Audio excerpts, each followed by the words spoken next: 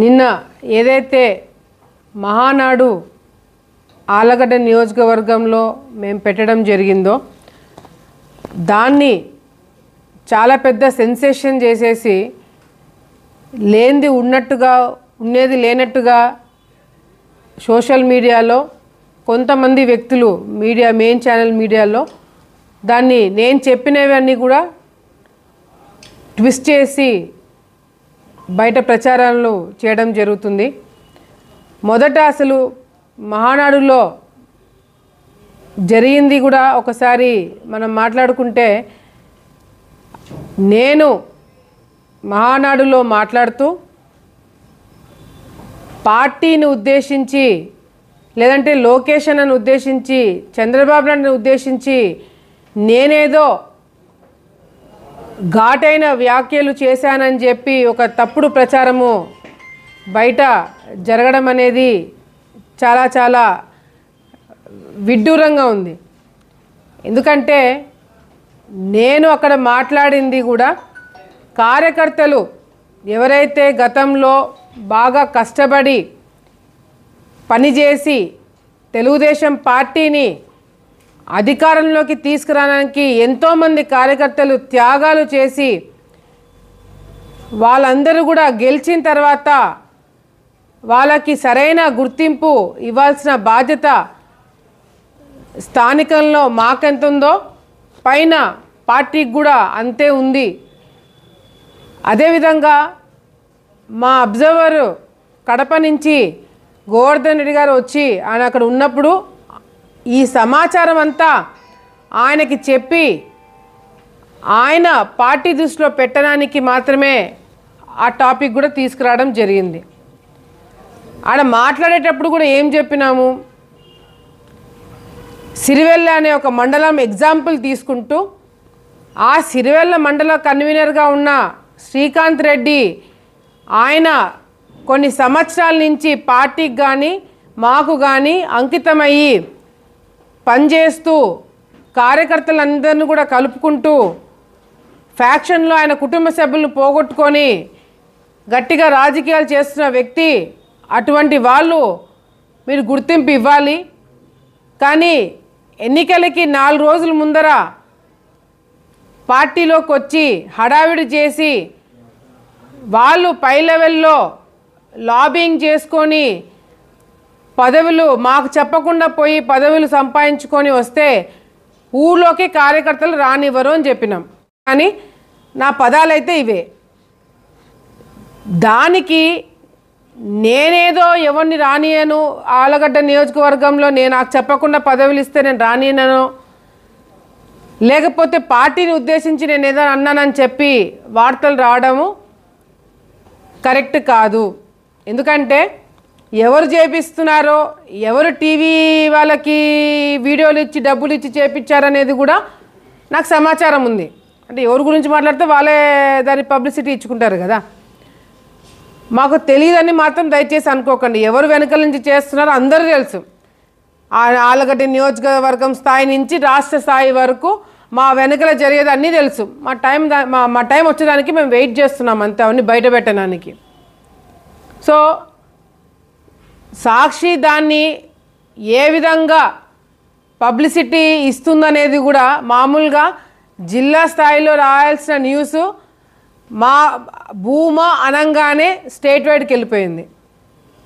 గత 4-5 సందర్భాల్లో ఈ 4-5 న్యూస్లు కూడా సాక్షి ఎక్కడ జిల్లా స్థాయిలో కవర్ చేయట్లే, రాష్ట్ర స్థాయిలో కవర్ చేస్తుంది మాది. మంచిదే అది కూడా.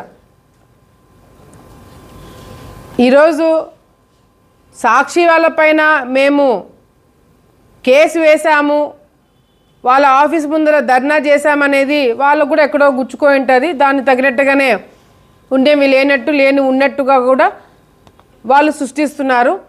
మమ్మల్ని రాజకీయంగా ఎదుర్కోలేని వాళ్ళు కూడా ఇది అడ్వాంటేజ్ తీసుకొని పార్టీకి మాకు ఏదో చిచ్చు పెట్టాలని చెప్పి చాలామంది కొన్ని దశాబ్దాల నుంచి ప్రయత్నం చేస్తున్నారు. నేను ఒకటే చెప్తున్నా, మీరు ఎన్ని జన్మలు ఎత్తినా మీరు ఏం చెప్పినా ఏం చేసినా పార్టీకి మేము దూరం కాము.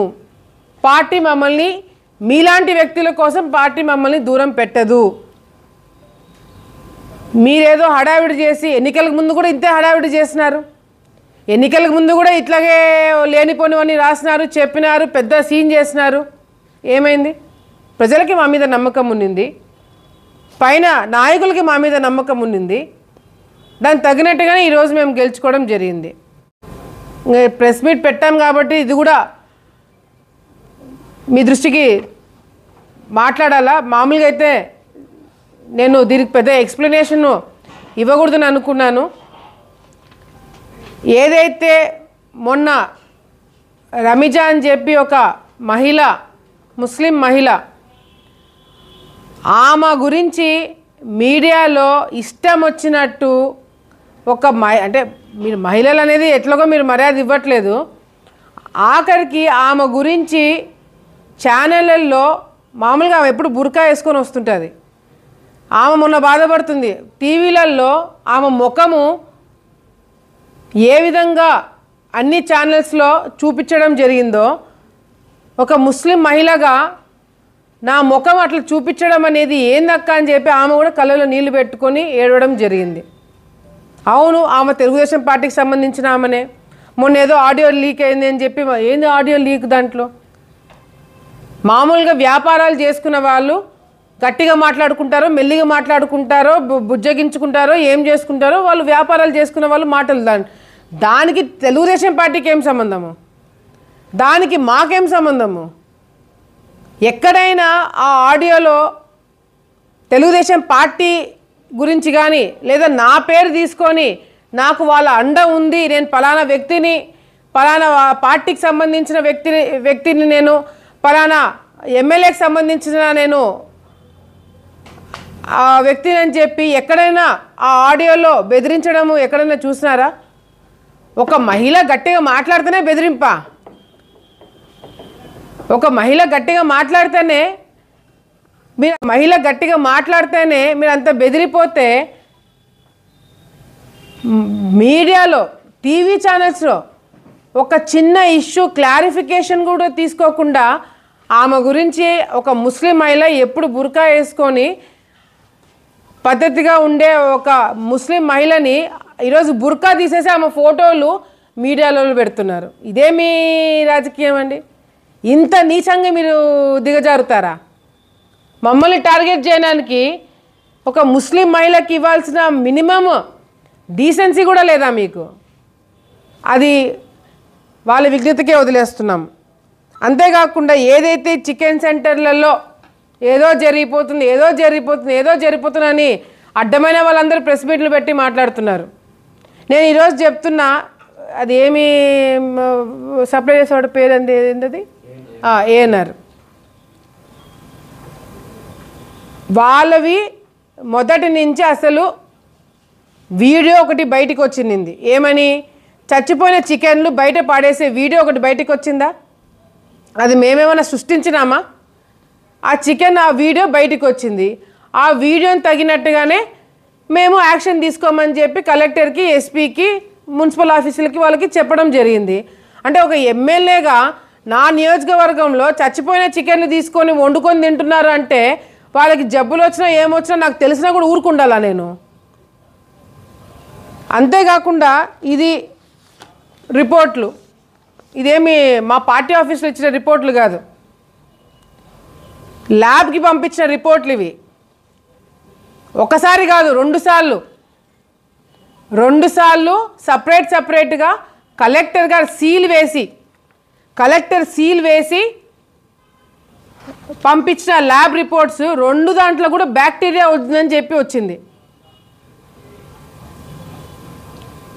అంటే నేను ఒక పని చేస్తాను, ఈ ఏదైతే బ్యాక్టీరియా ఉందని చెప్పి వచ్చిన అదే షాపుల నుంచి, అదే ఎవడైతే సప్లై చేస్తున్నాడో వాళ్ళ దగ్గర నుంచి ఈ రిపోర్ట్లు చేతిలో పట్టుకొని మీడియా మిత్రులు మీ పిల్లలకి తినిపించండి చికెను, పోలీస్ డిపార్ట్మెంట్ మీ పిల్లలకి తినిపియండి రిపోర్ట్లు పక్కన పెట్టుకొని.